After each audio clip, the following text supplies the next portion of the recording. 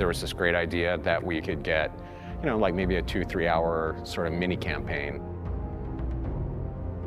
Well, that was the original plan. Not quite what happened, but since we pretty much ended up making a full game. The game gets more and more ambitious, and then next thing you know, it's not like anything you've worked on before. We knew that we wanted to keep what was great, that people loved about the Halo experience, that 30 seconds of fun over and over again. We knew we had to preserve that, but at the same time, give it an ODST spin. We wanted to try something that we'd never done before, and I think that means breaking the mold of what people expect from Halo. Here's an engine, here's a story, you got a year, go.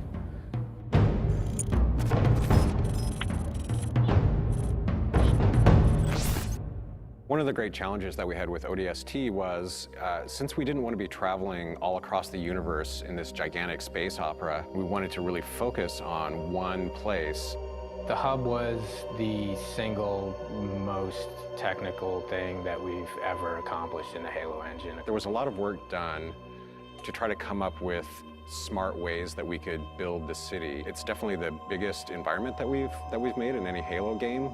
We spent a lot of time trying to figure out how can we maximize the space without freaking out all the artists, and I think we figured out how to maximize the space really well. I don't think we ever figured out that second part too well.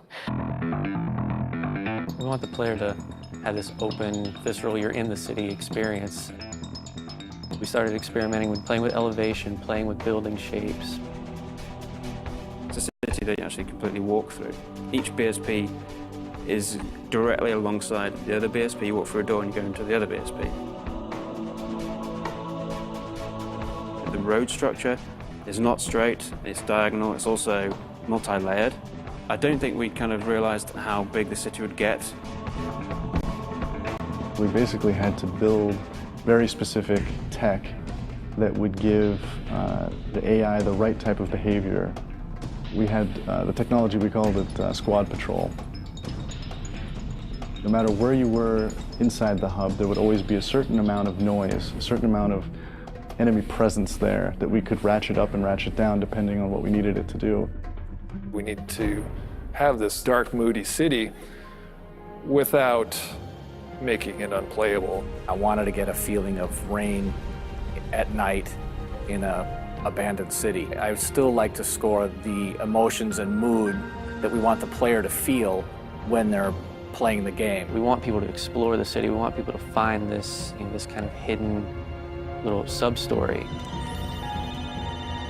What if the phones rang? You're alone, you're in the city, you're trying to unravel a mystery. That's the feeling you have every time you're the rookie. What's fun about being an ODST? How's he different than the Master Chief? What kind of problems does he face versus the Chief? If they're not the walking tank, they really have to pick up weapons that they're going to use. There were things that we added. The silenced submachine gun and the silenced pistol are absolutely the best tools for the job. Something the ODSTs have that Spartans actually don't. Silenced weapons at night, they feel cool, they look awesome, they're really sweet to use. In real life, silenced weapons don't have a whole lot of sound. So we had to kind of Hollywood them up a little bit, kind of make it so that they sounded like they were silenced and supposed to be silenced, but yet still powerful and fun to fight with. In a lot of ways, it feels like Halo 1, because it's back to single wielding. Dual wielding. Paul doesn't like dual wielding, so we cut it. Visor mode is really cool, and it evolved a lot. There were versions that looked really great for the art, but yeah, maybe they didn't do such great things for the design. It affected how we lit something. We'd make this building, and it looked great, and we thought it was fine, and you turn on the visor mode, and you realize that's really just a square. But it also has the advantage of really showcasing the depth of our scenes. Put on visor mode, and then the whole environment reveals its secrets to you.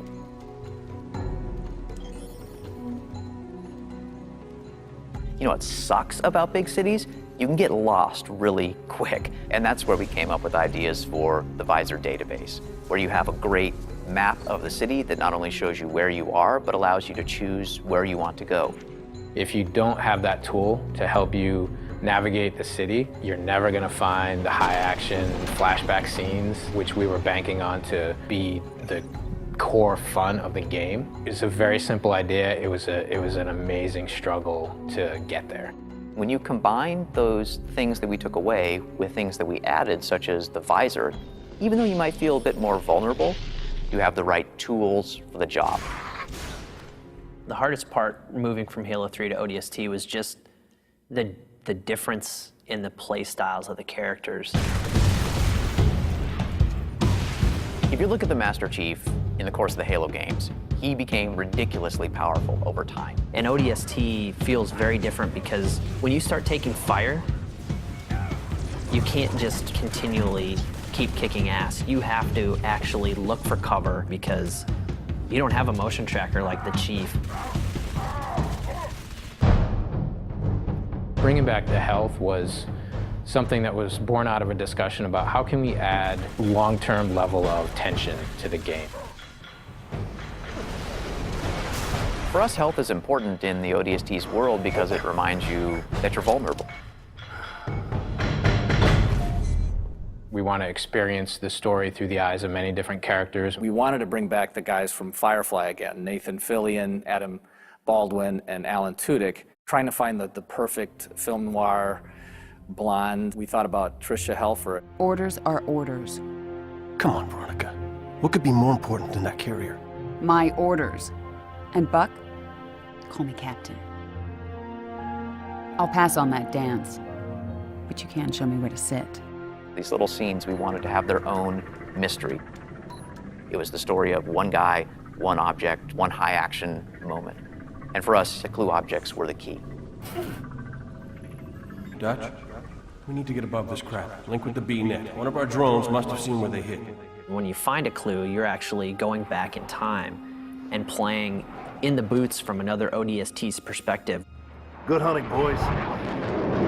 I'm keeping my boots on the ground. You've got 5 main characters. Banshees! Each of the characters have things to say from first person. Not only ground you in the character, but also give you some really useful tactical information about the battlefield. There's coming a drum kit behind us. They must know this is our rally point. Where the heck did these buggers come from? Underground tunnels are filled with the damn thing. We got ammo and weapons on the high ground. Move it, move it. Without spending a lot of effort personalizing each of those characters, then it wouldn't mean as much when you stepped into their boots. We need some help. Look out! Bam, said the lady. So I hope it's the right balance of new and old, that it doesn't come off like we've screwed the pooch on this one. But I do think they will probably walk away from this honestly wanting more.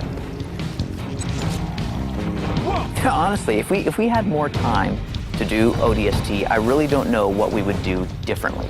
So if I got another 2 weeks, I don't know. I guess I'd play more ODST.